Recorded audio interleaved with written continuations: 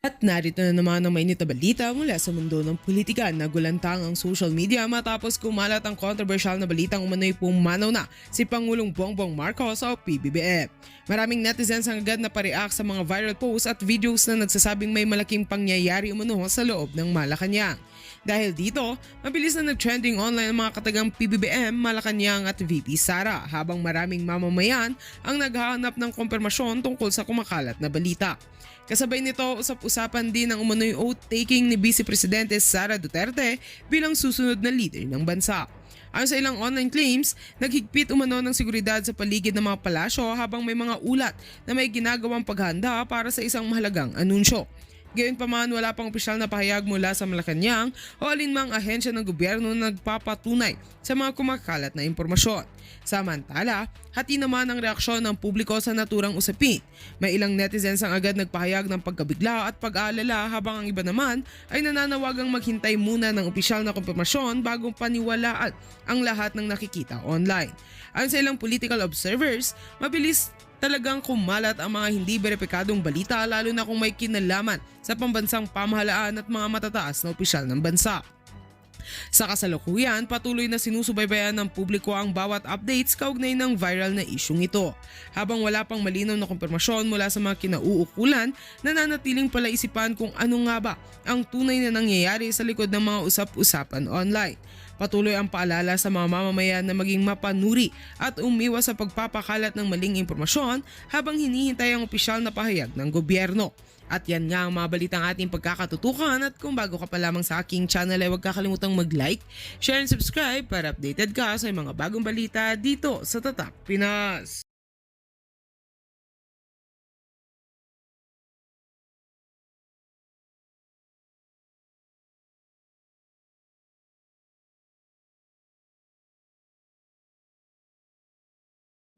And close monitoring of his attending physicians.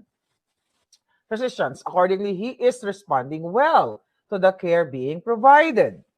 The office also assures that the incident has been properly addressed and there is no ongoing public safety concern related to the event. Okay?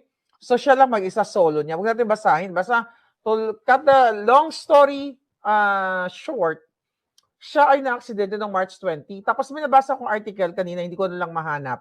I think sa pamilya din nila, na kasalukuyan ay meron ng mga robotics involved. Ano ba yung robot? Baka lagyan siya ng robot, maging robot na si Dodong. Okay, tumalab na ang sumpa ni Maharlika at ang mga kulam ni Maharlika ay tumatalab na. At ang birthday wish ni Cara David. Alright. So mga kababayan, sino ba ito? Okay, siya lang naman ang may koleksyon ng Ferrari, McLaren, Porsche, and everything, di ba? Si Netch Itech, okay? Okay, eto ay di umano pa lang kasi hindi ko pa nakita yung paa niya. Pero may nakapag-chika boom boom sa atin na itinatago nila yung paa ni Pimentel. Di ba? Ang saya-saya. Matapos kayo mambuli mga jutang genemies ninyo, kayong pamilyang Pimentel na nasangkot sa flood control na hanggang ngayon, wala pa rin napapanagot sa panig ng mga bangag. Remember that? Kasama ni Pimentel, ang contractor din siya, di ba? Mayroon din siyang negosyong contractor. Okay? Flood, mga infra projects. Now, mga kababayan, eto. Balikan natin para medyo ma-review kayo ng konti, ma-refresh ang ating memory. Itong hayop na matandang puti ang buhok. Sorry, puti rin naman ang buhok ko. Puti rin naman ang buhok ko, syempre, pero may itim-itim pa yung buhok ni Inday. Tayo ngayon ay salt and pepper. Okay? Now, here's the thing. Itong taong ito yung nanggipit din kay Eric, kay Doc Lorraine Badoy. Remember that WAD committee days na nanggigipit sila noong 2024? Ito rin ang nanggigipit kay Spoke Saturday. Okay, nanggigipit sa atin na mga vlogger, na mga alindog, minus the bayaran, of course, hindi siya kasali. So, ito rin yun. At nasasangkot siya sa maanomalya.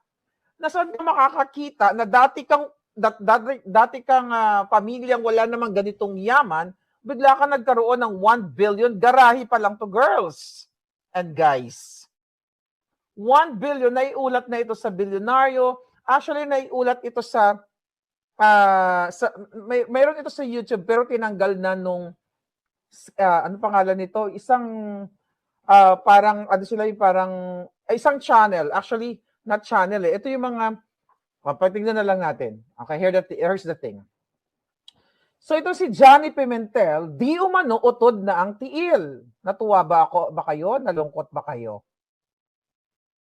Palakpakan, di ba? So ngayon, let me gorgor someone today because I would love to gorgor you today. Okay, you're the first victim. Bye! Okay, mga palangga. I'm so happy I gorgored one today. Na ngayon, mga kababayan, here's the thing, pating. Pakinggan natin to. Ito yung balita in the past na mayroong 1 billion na garahe si Surigao del Sur Pimentel na di umano na utod ang kanyang tiil. Okay na. Okay. 'Di ba? Sila yung naggigipit sa Senate sa Maletas Congresistas hearing, Huwad Committee, ganyan. Ginigipit nila si Sara, si PRD, tayong lahat. And here we go. Investiga sa pagsusuri ng bilyonaryo. Malya kung posibleng suspect din ang mismo nag-iimbestiga. Sa pagsusuri ng Bilyonaryo News Channel, ang kontraktor ng bilyong-pisong kontrata sa Surigao del Sur, kung hindi kongresista, kaalyado naman nila. Kontraktor. Exclusive agenda report ni Joash Malimban. Taga mo na. Yan no? Ngayon sa social media, ang umano'y 1 billion peso garage ng isang gobernador para sa kanyang car collection. Sa isang video ng isang architectural and interior designing firm, itinakita nila ang isa sa mga tahanang produkto ng kanilang disenyo. High class ang pagkakagawa. Designer pala sila. Hanggang sa loob nito. Pero ang pinakakapansin-pansin ay ang hindi By the way, eto, wait. makikita mo pagpasok. So ito pala mga designer ang nag-post ito sa YouTube. Ang pangalan ng mga designers, mga nagde-design ng mga gusali, Fitnesscape Creative Studio. Bago tayo mag-vlog, tinignan ko actually kung buhay pa yung video. Wala na, binura na. Buti na lang may nakita pa tayo. Okay. Ako? Wala. Kay Pimentel yan. McLaren, syempre. Ikaw? Ako car. Favorite car, Carla. That's my favorite car. Ako naman, kung ikaw McLaren, ako yung Porsche, the GT2 RS. Sa isang Facebook post, tila napansin ng isang netizen ang kaparehong interior design ng bahay sa video na ito sa video na minsan ng Naalala niyo na siya? Surigao del Sur Governor Johnny Pimentel. Good morning to everyone. Oh. To DOH Regional Director Dr. Cesar Casion, the entire team of the DOH Caraga family, as well as the DSWD Caraga family. Allow me to congratulate you in today's launch of the Philippine Multi-Sectoral Nutrition Project. Ayon sa post, gawa umano sa haligi ng korupsyon at kasakiman ng nasabing property. Wala pang tugon si Governor Pimentel sa post na ito sa kasalukuyan. Isang bagong post ang lumitaw. Isang araw matapos lumabas ang video. Ipinost naman ng isang social media user ang umano'y construction firm na pagmamay-ari mismo ni Governor Pimentel, ang JNA Pimentel Construction. Ayon sa Philippine Contractors Accreditation Board o PICAB, kumpirmado na ang authorized managing officer ay walang iba kundi si Governor Johnny P. Pimentel. Sa pagsusuri ng Billionaire News Channel, napag-alaman namin na ang kumpanyang ito nakakubra ng 9 na proyekto sa nasasakupan mismo ni Gov. Mula 2016 hanggang 2020, naaabot ang halaga sa 480.5 million pesos. Sa mga panahong ito, naupo siya at ang kanyang dalawang kapatid na sina Vicente Pimentel Jr. at Alexander Ayek Pimentel sa pagka-governor. Nagpalitan din sila ni Ayek sa pagka-congressman ng ikalawang distrito ng Surigao del Sur. Una nang inimbestigahan ng Billionaire News Channel ang long-time ally ng mga Pimentel sa probinsya, ang pamilyang Momo, na may sarili. Momo, nasangkot din to. Nakakubra Pusko muna. 1 billion pesos na kontrata sa DPWH Caraga Region. Ito yung Momo at saka Pimentel. Ito yung mga nasangkot na mga malalaking pangalan dito sa flood control, sa anomalya. Pero napanagot ba sila? Kinasuhan ba sila? Yung Momo, ano na nangyari? Di ba? Nagsara na itong ICI ni Bangan. Well, napanagot naman siya kasi nabundol niya yung sarili niya. At yung kanyang mga collection, nakita nyo naman dyan, yung garahe, 1 billion, pero tignan natin muna kung magkano lahat yon ang mga cars na pinakita natin. So, tignan nyo dito ha. Yung mga kotse niyang collection, mga kababayan, eto, Ferrari 488. Okay? Yun yung model ha. Roughly, nasa $280,000 US dollars. Okay? Estimate lang. Okay? $220,000 $220,000 to $280,000. Lamborghini. Okay? Ganon din yung presyo. Porsche, okay? Maximum $280,000 US dollars ang presyo. So yung pinakita kanina doon sa picture, 10 to 12 cars. May Ferrari, Lamborghini, McLaren, di ba? Sabi nga ng host, o anong gusto mong car dito? Sabi niya, McLaren. Yung isa naman, Porsche. Di ba?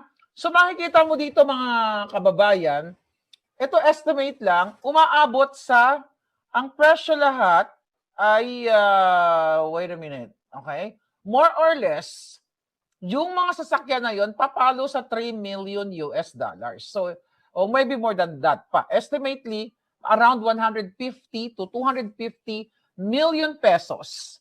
Pesos na tayo ngayon, mga kababayan, ang mga cars na ipinagmamalaki doon, okay, sa video na yon. Habang ang ating mga kababayan dyan sa Surigao, isa yan sa mahirap din na probinsya yan, kayo ay nagugutom, lalo na ngayon, problemado and everything, di ba? Then, ang garahe ni Pimentel, ayon dyan sa report, ay umaabot ng 1 billion. Pero ngayon, hindi yan na mapapakinabangan yung mga Ferrari na yan. Kung maipapakita o ma-confirm na yung kanyang mga paa, actually 2 paa daw, di umano putol na ang kanyang 2 paa. Palakpakan, very good. Babae talaga ang tadhana. Putulin, hindi paliog ang nautod, no? Sabi ng ating mga kababayan. Sabi ni Palangga, June Digamon, okay, yan sina Pimentel at barbers ang dapat bitayin at pausukan dahil sa sobrang kasakanan. Alam mo, ang dami nila, yes Palangga. Alam mo, sabi ko na binabasa, kung putang ina, isang tao pa lang to. The reason why lubog na ang Pilipinas. The reason why nagkakampi-kampihan lahat ng mga hayop na ito sa Bangag Administration, pinoprotektahan nila na sila ang nagnakaw ng pera ng bayan, di ba? Pero sabi nga, ang gaba, dili good mag, saba, mirisi, sabi ni Gloria. So ngayon, ito'y napag-alaman natin sa ating puting ahas na itinatago nila, sinasabi lang nila na okay, for sure, gusto ko namnamin mo, Pimentel, yung sugat. Yung natamo mong sugat. You know, kung ito ay ma-confirm na ang paa mo putol. Yan ang karma. Ibig sabihin, mga kababayan, talagang ang tadhana ay hindi natutulog. Imagine mo, ang daming cars, 10 to 12 cars. Nakita niyo to, oh. 10 to 12 cars siya, no? Ang bubongga, oh. Kung tractor, ayan, no? Ang daming kotse. Ilan ba ang kaya mong i-drive na sasakyan? Di ba? Kailangan ba ng 10 sasakyan, 12 sasakyan? Saan galing yung pera pera? Kasi ang negosyo sa gobyerno. Imagine mo, ilan ang kongresista natin? 400 plus. Tama ba? 400 plus o 300 plus. Okay, yung mga kongresista natin, sabi mo na 300 plus, 300. Pungkol na si Angkol. Sabi ni ASL, pungkol na si Angkol. Pungkol na kay Dudong. Oy, gawas ang imong tiil na pungkol. Alam mo, hindi tayo dito nagkutsa ng mga putol. Yung iba dyan, may reason, yung mga kababayan na putol, pero hindi po kayo kasali dito. Ito ay hagupit ng langit. Okay? Ngayon, mga kababayan, ilan ang paa mo ba, Pimentel? Na aksidente siya sa motorsiklo sa barangay Bitaugan, Kagwait? Is it Kagwait o Kagwait? Okay? So ngayon, na-aksidente siya. Buti naman wala siyang nadamay, sarili na lang niya. Di ba? Napakabait ng Diyos. Pwede niyang mabangga ang isang tao, isang establishmento, pero nabangga niya yung sarili niya. Kagwait. O hindi, English pa yun, Kagwait. Okay? Yes, Lai, Talandron, mga pita. So ito yung karma.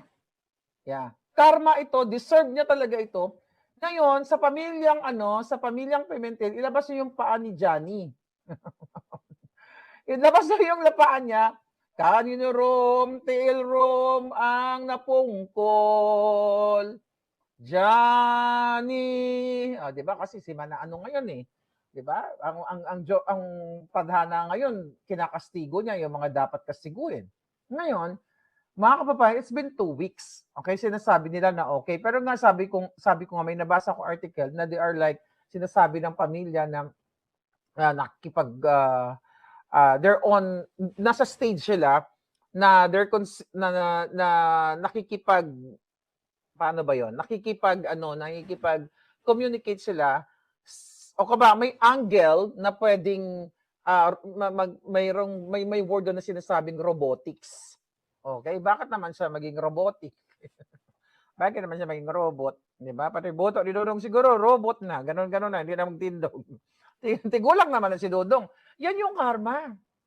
Okay? Kaya lahat ng mga kawatan sa bayan, katulad ni Akop, di ba? Nagurgur na. Ito, hindi pa natuloy. Dapat liog na lang ang napungkol. Kung totoong napungkol siya, malalaman din naman ng taong bayan. Di ba? Pero baka kasi pwede nilang isekreto yon. Kasi, kung meron siyang tawag dito, may fake siyang tiil, kasi nasa, naman nila yon, karapatan naman ni Angkol na pungkol kung hindi niya sasabihin, robot na yung boto ni Dodong. Karapatan naman niya yon, mga kababayan, na hindi i-disclose sa taong bayan. Pero yun nga, meron ngang what do you call it? Meron nga nagtimbre sa atin na di umano utod na yung kanyang tiil. So kaya nga sabi ko, lahat ng mga masasamang damo sa Pilipinas, sabi ko, bakit hindi pa yung boto, yung ni Bangag yung nautod? Di ba? Nang mautod na silang lahat. Lahat yan ay mga magnanakaw. Sabi, lahat ng magnanakaw ay may paglalagyan. Sila dahan-dahan lang, sabi ni LE. Exactly. Sabi ni Emma, marunong talaga yung Panginoon. Yes. Sobrang kawawa ang bayan natin. Ngayon, 18.16, 18.2, more than 18 trillion ang utang ng Pilipinas. At ng utang na yan, maaari, di ba? Hindi maaari. Sa bawat kawatan na kongresista, napunta sa kanila. Kasi utang lang ng utang si Bangag. Wala siyang maipakitang infra. Kasi yung mga proyekto, katulad sa binalita kanina, binibigay sa mga kasabwat nila, bigay ng pera ng flood control, pero it's either substandard ang kanilang mga proyekto o wala talagang proyekto, mga kababayan. Kaya yung pangungutang ng Pilipinas, which is back nung panahon ni Pangulong Duterte, nasa 12 trillion ang utang ng Pilipinas. Pero mga kababayan, tignan natin. Okay. 12 trillion ang utang ng panahon ni PRRD. Ang kay PRRD naman, nagkaroon tayo ng pandemic almost 3 years. Pero may nakita tayong mga proyekto nung panahon ni PRRD. Okay? Tignan natin itong mga projects. Okay? Nung panahon ni Pangulong Duterte. Okay? Although may utang tayo, natural naman nangungutang, pero hindi ganun kalaki, katulad ni Bangag, na umabot ng 18 trillion plus 6 trillion, from 12, nag-6 trillion siya, 2026, may 2 years pa siya. Diba? Wala pa yung 2 years na, baka pagdating niya ng 2 years, another 6 trillion na naman, so 18 plus 6, that's gonna be 24 trillion. Tapos wala man lang maipakita yung hayop na Bangag na ito, dahil nga, mga kasabwat, itong mga pungkol, itong mga, mga kawatan. Diba? Kaya talagang dapat ito, mga palangga, si Bangag ay matapos na talaga sa kanyang kahibangan at patuloy na pagnanakaw. Tinignan natin. 18 trillion ang utang ng Pilipinas, pero naman yung build ni Pangulong Duterte, andyan yung Cebu-Cordoba Expressway, Binondo Intramuros Bridge, Estrella Pantaleon Bridge, Davao Samal, yung iba dyan, kinikredit pa ni Bangag sa kanya, Metro Manila Subway, PNR, LRT, basta at marami pang, alam mo, ang dami. Hindi ko na nga babasahin, CALAX, CLEX, TPLEX, Skyway Stage 3, di ba? sa mga ports, New Clark City Port, panahon ni PRRD yun. Kinukumpara natin. Pero sa Kaibangan, yes, Calax. So, kayo dyan, magsulat kayo kung ano yung mga project ni PRRD, Batangas Manila Modernization, Chuchu, basta ang dami. Sibangag, anong meron? Pag naupo ako, maglalagay tayo ng mga regional hospital. Magaganon-ganon na lang tayo. Di ba? Wala. Pero ang utang natin, plus 6 trillion. Dahil sa mga kontraktor na patuloy na binibigyan ng proyekto ng Bangag Administration, kinukuha lang nila yung pera, walang infra projects, walang bridges, walang infrastructure, walang hospital, walang schools, kasi ninanakaw nila. Kaya ngayon, itong karma, okay? Sabi ko nga, kailangan mag-comment kayo dyan kay Pimentel. Sabi mo, Angkol, ilabas mo ang iyong pungkol. Angkol, ilabas mo ang iyong pungkol. Di ba? Sabihin mo. Kasi, tatanggapin naman namin na pungkol ka. Magawa namin kung pungkol ka. Yung Balagiga, Bell sa Summer ni PRD din, sabi ni Palaigit. Bakit ganyan ang pangalan mo, Palaigit? Di ba? Sabi ko nga, si Akop, sino pa ba? Mayroon bang susunod? Sana lahat sumunod na sila. Kasi ang dami-daming car collection. 'Di ba? Yung si Abante, ang dami ring car collection ng putang inang pastor na 'yan. Kailan pa ba mamamatay yan? Sana sunod-sunod na sila. Masama mag-wish ng masama sa kapwa mo. Pero kung ang kapwa mo naman ay hindi mo kapwa tao, kundi demonyo. 'Di ba? Kahit na harap-harapan sabihin ko magurgur na sila lahat, gawin na silang bopis, or bopisisig. Diba? Kulang pa nga yun eh. Kulang pa ang kabayaran ng buhay nila, ng mga paa nila. Diba? Sabi ni, I love this. Sabi ni Dan Scorpion, ma'am, gamitin niya yung parts ng Ferrari para sa robotic limbs niya.